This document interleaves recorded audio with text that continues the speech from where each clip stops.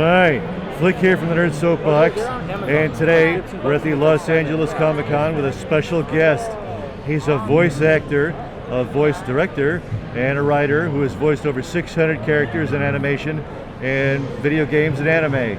He's best known to the Nerd Soapbox gang for voicing Jin in Lupin the Third, and as also Raiden in Mortal Kombat franchise, the Joker in several projects, and including Injustice, Gods Among Us, Injustice 2. He's also Batou in Ghost in the Shell.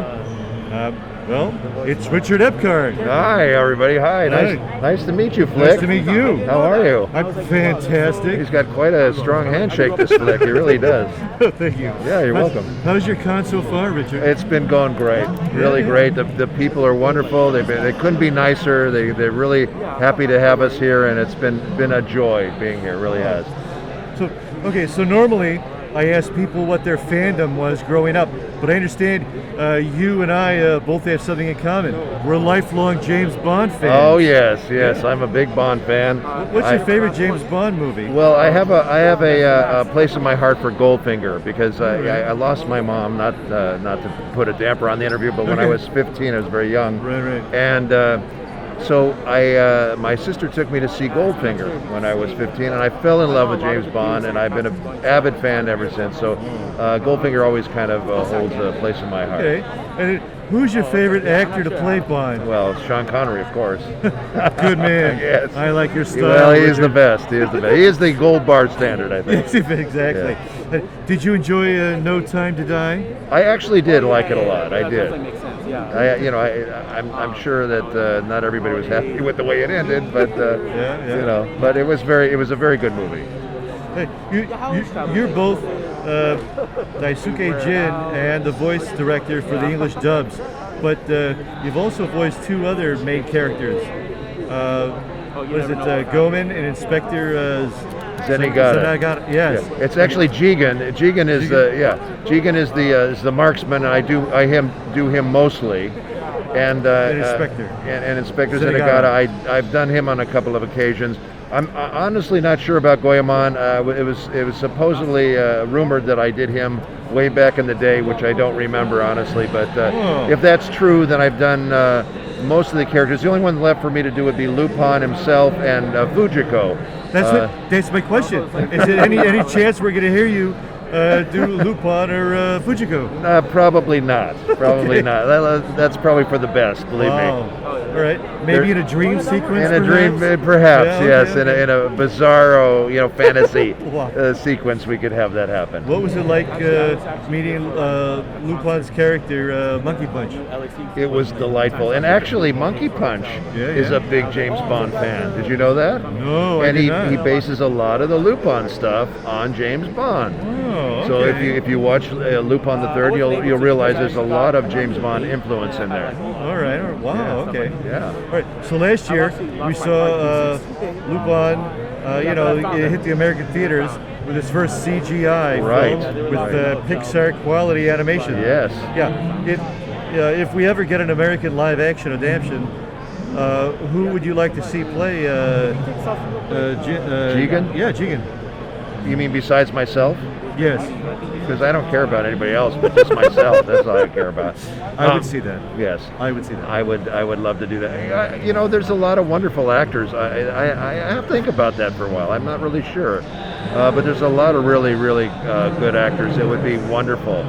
I would love to be in on the casting, that's for sure. Okay, all right. I put together the original. See what I can do. Okay, good. You get on it. Get on it, Flick.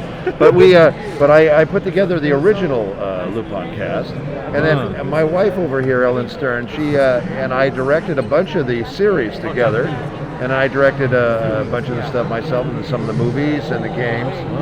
So yeah, I would love to see who they would come up with. Can we hear a little bit of Jigen from Lupin? Lupin, that girl's nothing but trouble. I don't know why you trust her. Wow. It's like I was there. Yes, me too. I'm here. I was like I was there. Too. Yeah, we were both there. It's fantastic. Wow. How about a little Batou from Ghost in the Shell? Batou from Ghost in the Shell. Yeah. Batou is Major Kusanagi, Section 9. He's a big cyborg. Yeah, you don't want to mess with him. He's trouble. He's really trouble. My little fan part is like, yeah, just going like this. You don't want to hear the Joker? Yes, I'm the Joker. Don't be scared. It's freaking me out, man. So it's good. all right. It's Raiden. I will save you. I am the god of thunder. Wow. What do you think of that, Flick? It's amazing. I know. This I'm is kind of so cool. schizophrenic, you know. Like, this is so cool. Okay, so tell me, okay, what was it like in 2018 when Mark Hamill gave you his seal of approval on Twitter for your portrayal of the Joker? It was really nice. You know, Mark is a gentleman, and he's a really nice man, and I really appreciated him doing that. You know, it's funny because a lot of people thought that when I did the Joker the first time that I was trying to be Mark Hamill's Joker, but to this day, this is true, Flick. I'm telling you. Let me adjust your tie. Thank you. You're welcome. There could be girls out there watching. Yeah, the pretty girls, you know, you don't know.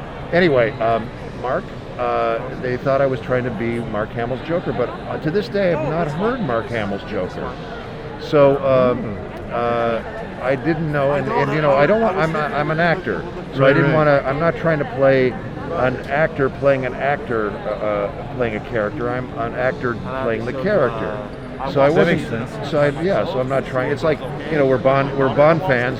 You know, Roger Moore didn't try to impersonate Sean Connery playing James Bond. He's going to play James Bond like he wants to play James Bond, or he feels James Bond should be played. So that's basically what I was doing with the Joker. Okay, what characters are the most fun to voice, and what characters are the most challenging to voice? Well, I love them all. You know, I've done over 600 characters.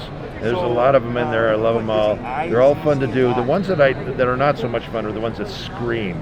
You know, they're just screaming constantly. You don't want to do that. Hard on the voice box. Oh my goodness, it's like gargling battery acid. You know what I'm saying? It's not fun. Not fun, Flick. You don't want to do that. How about sharing with us maybe a favorite recording session stories? Oh, there's so many of them. You know, my favorites are when Lupin's are. I love doing those sessions because we're all such good friends, and we've been doing this for 20 years, and it's like putting on a very comfortable coat when we do these characters. You know, they just fit so well, and you just slip into it. So it's always fun working with those guys, and we always have a lot of laughs. Tell you the truth, I got shivers when you did it earlier, when you were doing the voices. Yeah, you like that, it was huh, just Blake? so awesome. That's awesome. It was really good. Thank Okay, you. so you have appeared also on camera too, in some fantastic nerdy shows. Yes. You know, like Moonlighting and Warehouse 13. Yes. And Columbo, Diagnosis Murder, Matlock, Cheers, Babylon 5. Now let me tell you a funny story about Columbo. Yes, this is a great story. So in the Columbo I was in, I was a thug, and my boss was Rod Steiger. He was the boss, and he gave me an order to go kidnap Columbo.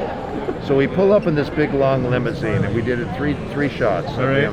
I had to go grab Columbo from the restaurant and throw him in the limousine, and then we would peel off. We did it twice. It went fine. The third time, he forgot to duck, and he hit his head really, really hard on the door. And I turned around, and we're peeling off, and I turned around and I said, "My God, Mr. Falk, are you all right?" He said, "Oh yeah, I used it." And he was great. He was a wonderful, lovely actor, and I loved working with him. That was a good imitation. Thank you. Fantastic. Wow. Okay. How did you make the transition from voice acting to voice directing?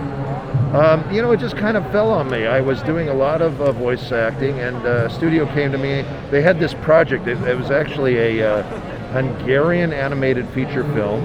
All right. And nobody in town wanted to direct and write this thing because it was very wordy and very long. And they came to me and they said, "Would you be interested in doing this?" And I said, "Sure, I'll do it." And I had directed theater at that point and directed a lot of stuff. I said, I can do this. All right. So I wrote it, and I said to them, because it was about the economical situation in Hungary. I said, I don't think the kids in America are going to really, take to that. Relate. So, yeah, it's not so great. So I said, do you mind if I kind of rewrite it and make it funny? And they said, no, go for it.